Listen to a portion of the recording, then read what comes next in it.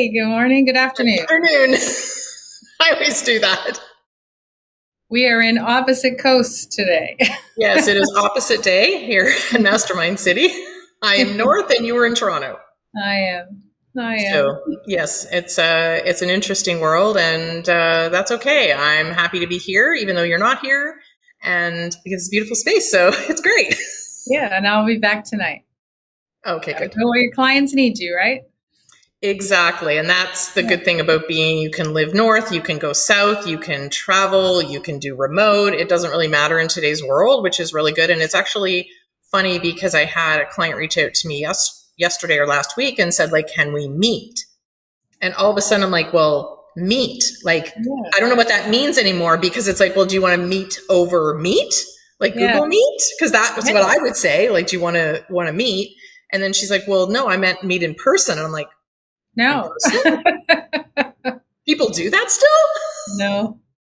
Well, that's the whole thing. I mean, now with the people, I guess they forget how easy it is to meet anytime. And, we've talked about this before. I don't want to talk on the phone, and I don't want to spend 3 hours driving if we can have the exact same conversation right here, like we're doing with everyone listening today. Right? Exactly. Yeah. So what's happening in the world? Well, you know what? It's been, I would say, an interesting theme over the past week. And that's why I brought this up to you yesterday, that I sort of wanted to talk about, because 3 different clients reached out and said, so LinkedIn, is it still a thing? When was it not a thing? Like, did we like, it's always been reality. It's always been a thing. It's actually still extremely important. And I feel like people go to the shiny object, right? The fun object, right? Like, they're going to go to Instagram because, it's fun, and I can see really cute cat videos and some business thrown in and videos, or we'll go over to TikTok and, watch this and that, or YouTube and that kind of stuff. So they kind of almost have forgotten that LinkedIn is still there, and it's actually still a very much of a primary place for professionals to live. Well, I think, personally, as you know, I'm getting a little tired of a lot of the social media. So I'm not really, going to Instagram and TikTok, and definitely not Facebook much. LinkedIn is still LinkedIn. And if you're a professional and you're looking for business, or you're looking for information, or to reach other people, it's still the place to be, because you're taken seriously, right? Absolutely. And it was a case where, so it's a podcast client, and they were realizing that they weren't getting the reach that they wanted to, and they've seen other people, gaining a lot of momentum, connecting with a lot of people, having a lot more visibility on LinkedIn. And so they're a co-hosted podcast, and one of them is, their stuff is there, and she's pseudo active. The other person couldn't even log in because she had forgotten her login. And because she hadn't been on it for so long, LinkedIn actually temporarily sort of, made her account not active, thought that she was not active anymore. So I couldn't even find her on LinkedIn. So she was like, like, that's not good. Like, it's not a platform that you do it. Like, and this is unfortunately a myth when it comes to LinkedIn, is people think, do your profile. Yeah. And now I'm done. Right. Or, a lot of people don't even do that. Right. They just put their name on it. And so it's coincidentally, which is kind of interesting. I was looking up a company for a client I'm in their office today. And I was looking up this company for them. Mm-hmm. And so I was looking at their team and their CEO, and, everyone had their pictures on their website except the CEO. And there was no information on her. So I grabbed her name and I threw it in LinkedIn with her company, because that's what you do, right? Yeah. And all she had was her name. There was no profile picture. It said name and the CEO or founder, I can't remember what it was, of her company. There's no information.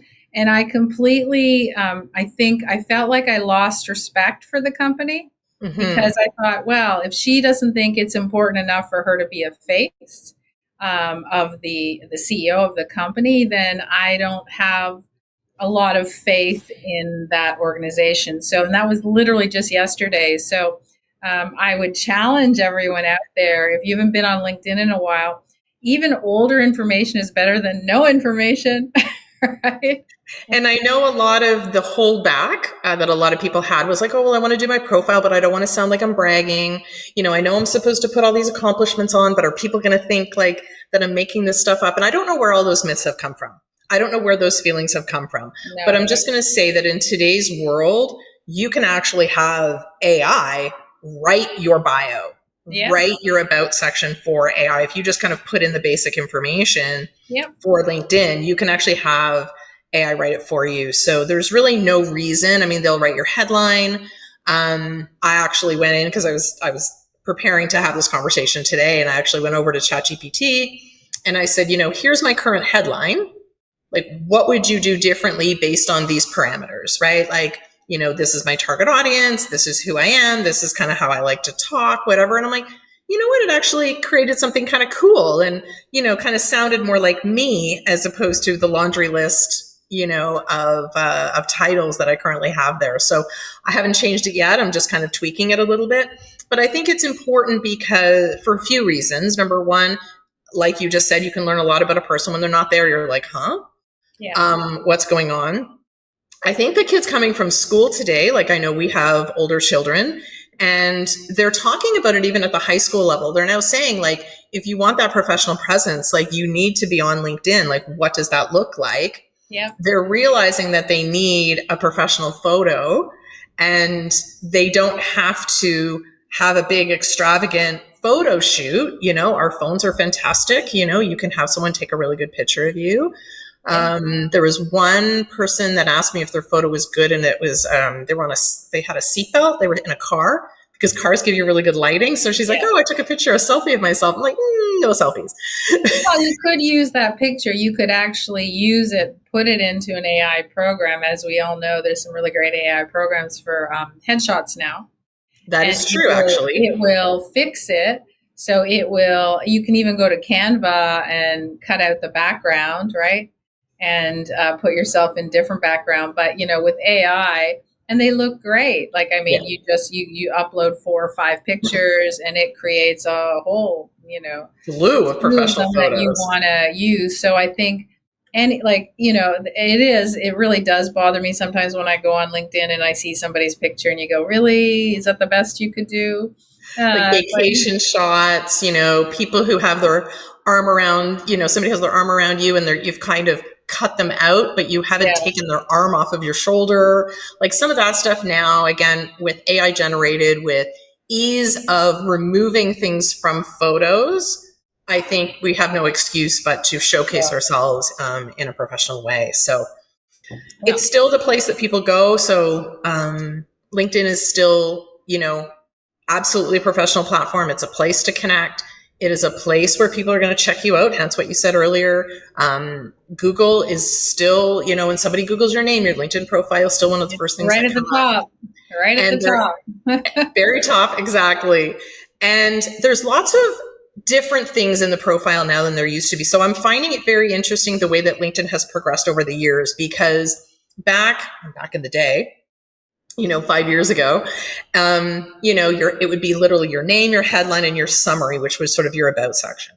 Well, now they're realizing that people are using it more from a personal brand perspective. They're using it as their business brand perspective. They're using it for business information. So actually that about section has now kind of pushed down on the list. So it's no longer at the top. It's there, absolutely, but there's different things that you can showcase. You can showcase different articles you've done. You can showcase different things that you're doing, different posts, informations, videos, that kind of stuff. You can kind of highlight that right at the top of your profile so that people can see right away, here's your name, here's your headline. And now here's some things that I'm doing or articles that I've written or videos that I've done that showcase more about who I am and what I've done.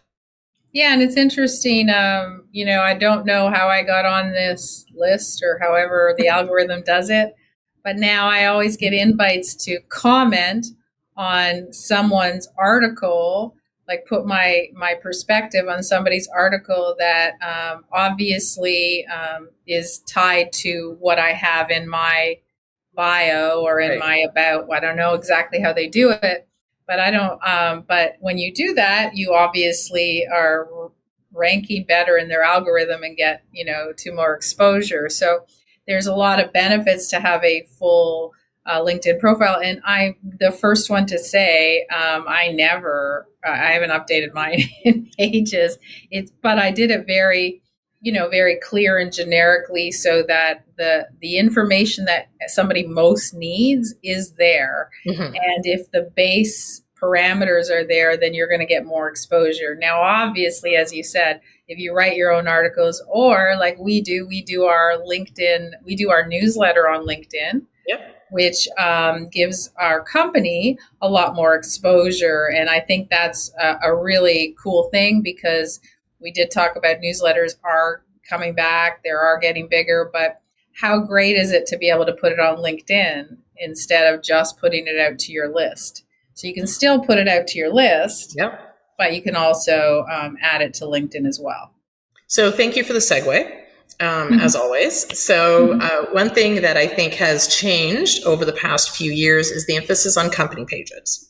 So when I was training and teaching LinkedIn, I was very much focused on the personal profile, because that's where LinkedIn put most of their effort. So you want to put the effort into the platform where they're putting the effort. So it was your personal. So, your company page, you could have it there. And we kind of had it there just so that we could have that logo on our personal profiles. But, we really weren't doing a lot with our company page. It was there.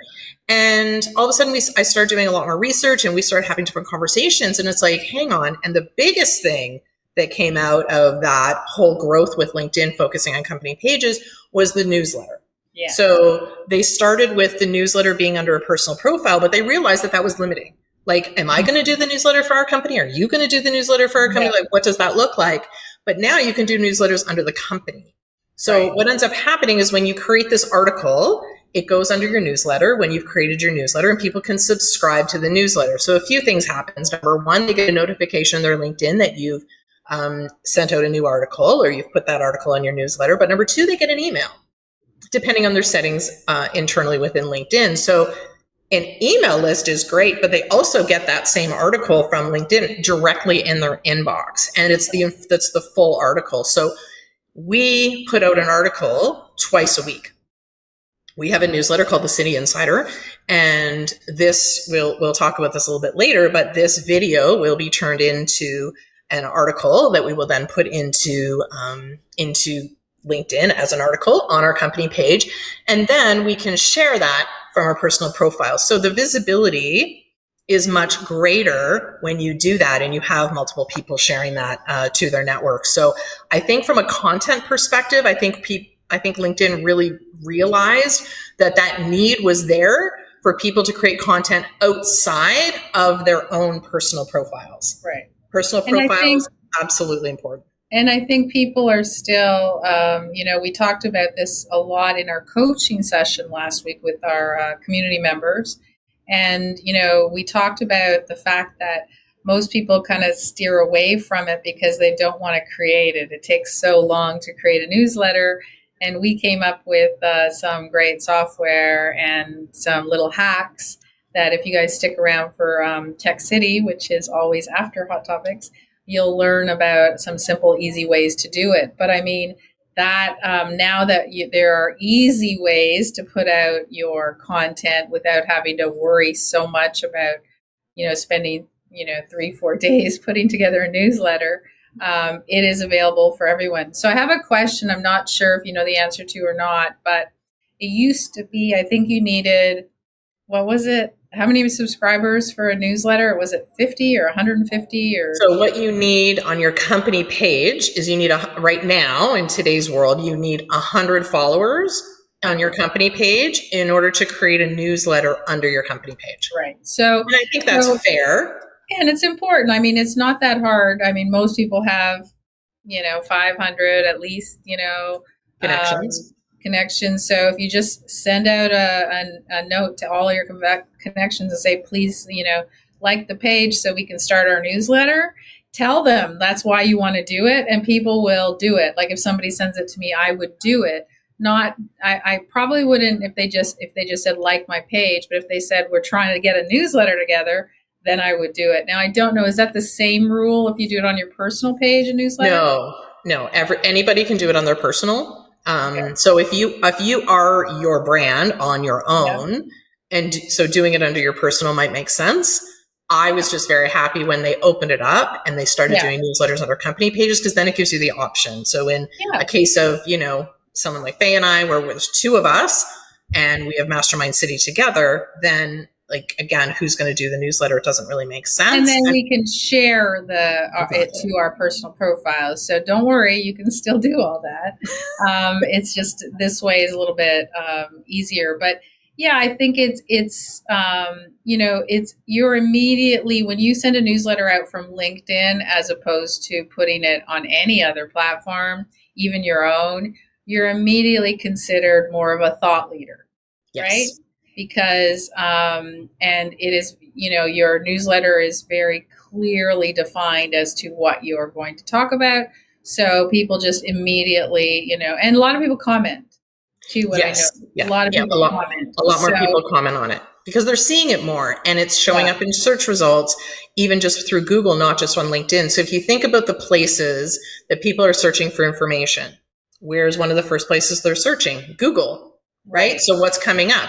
YouTube, obviously, and LinkedIn, because their articles are so highly ranked in Google, right? So from an SEO perspective, your articles are going to be coming up. So very important to, first of all, have a presence on LinkedIn. You don't want to be a situation where someone's looking for you and you're not there, or you just have a name. I know so my son's in college, and his teacher tasked them with a professional social media presence. My other son's in high school just finishing, and his teachers are already talking about what that looks like. So if you're not there, like, these guys are there. They're starting to realize that they're there. They're starting to make those connections. They're starting to create their professional network, and it works the same. Now, from that perspective, maybe they're looking for a job and they want to make those connections. From an entrepreneurial perspective, we're creating that brand, we're creating that presence, but it doesn't matter why you're there. The importance is that your profile is complete. So I would literally go look at your profile, make sure that each and every section that is possible to fill out, that you have information for, is filled out. Don't say, well, that doesn't matter. Yes, it does. And consider it your CV, right? Like you can, especially you're talking about students, like there is an option if you wanted to apply, for example, a job where you see all the job listings on LinkedIn. There's an option where you can create a CV from your LinkedIn profile. It will just format the whole thing, and you can apply wherever you want with that CV. So it is in your best interest, if you're looking, whether you're a student or you're transitioning careers and you're looking for a job, it's a great opportunity. But I would also stress at the same time that, if you are a job seeker or you are a consultant looking for it, make sure your profile actually talks about what it is that you're specialized in, because sometimes, people only do it in a resume or a CV, right? And then it doesn't match. And there's like a huge disconnect. And I believe that most companies now cross-reference every application they get through LinkedIn. So, and if they see you, here's the cool part about having a LinkedIn newsletter or articles. If they see you speaking, right, you're speaking about that topic that you're applying for, and you're speaking it in your newsletter, then, again, instant credibility. So it is worth it. Even if you wrote one or two articles, but it was very highly targeted into what you want to be known as, that's huge. Yeah, absolutely. Absolutely huge. And going back to how you can actually put that into your profile is there's actually options that you can say open for work or job seeking or, whatever the case may be. Now, we're not necessarily those job seekers, but we will be found based on what we want to target for our clients, and we will come up in those search results. And one of the other things I think that changed recently was the skills used to be just a laundry list.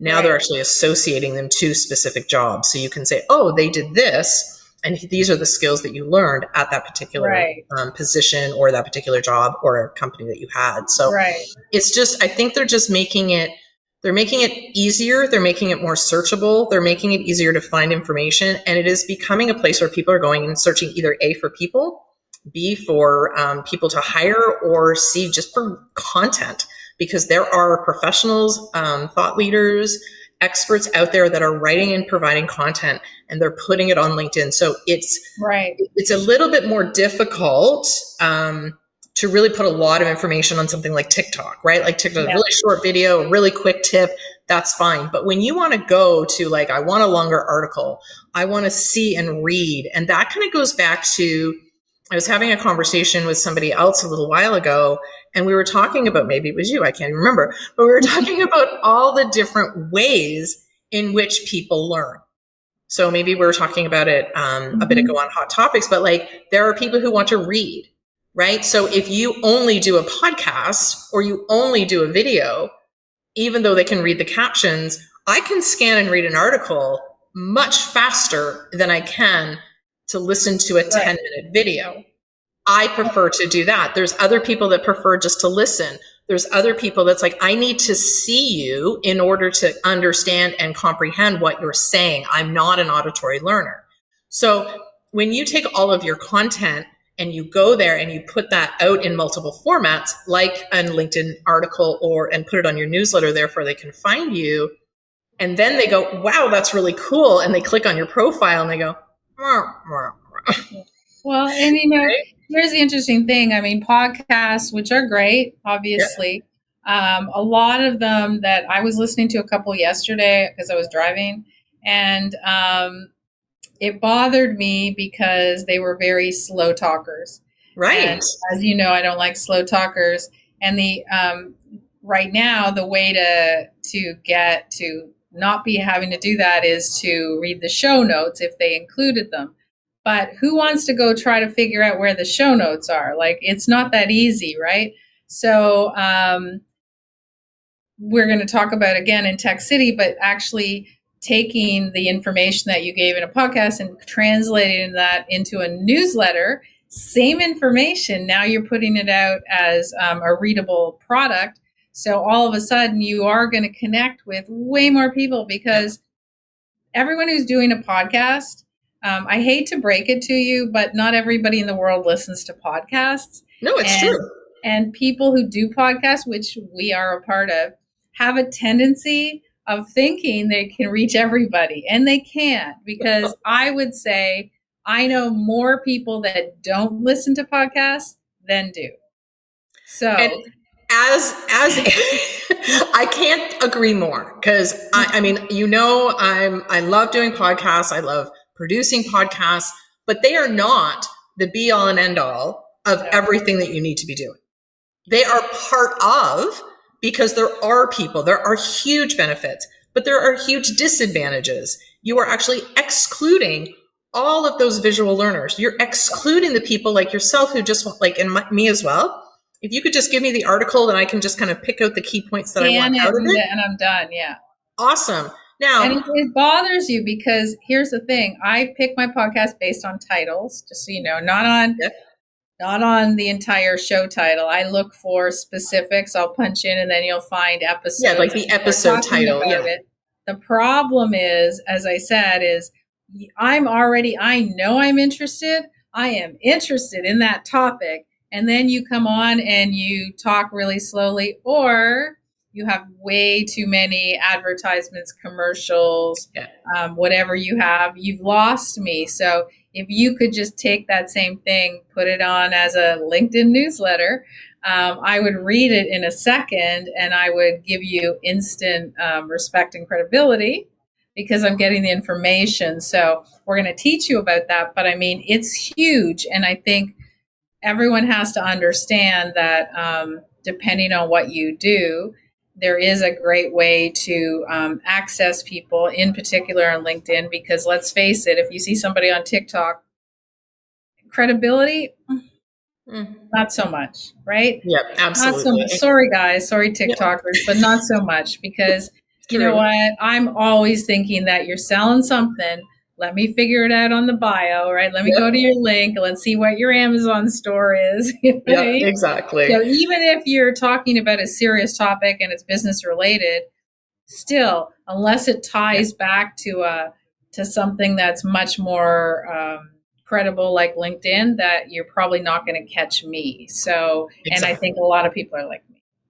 Well, and just I like to listen fast. I'm a fast listener. So if you're taking a lot of time to get to the point and you're talking very slow, sure, one of the options is to speed it up, but I don't necessarily want to listen to the chipmunks or Mickey No. Mouse And talking you're to in your car and you don't want you to be can't. distracted by trying to figure out how to speed it up. Like it's true. Yeah, Like the reason most people listen to podcasts is because they're in their car or they're doing something, right? They're exactly. not just sitting there with their phone listening. And if you are one of those people, good for you that you have that time.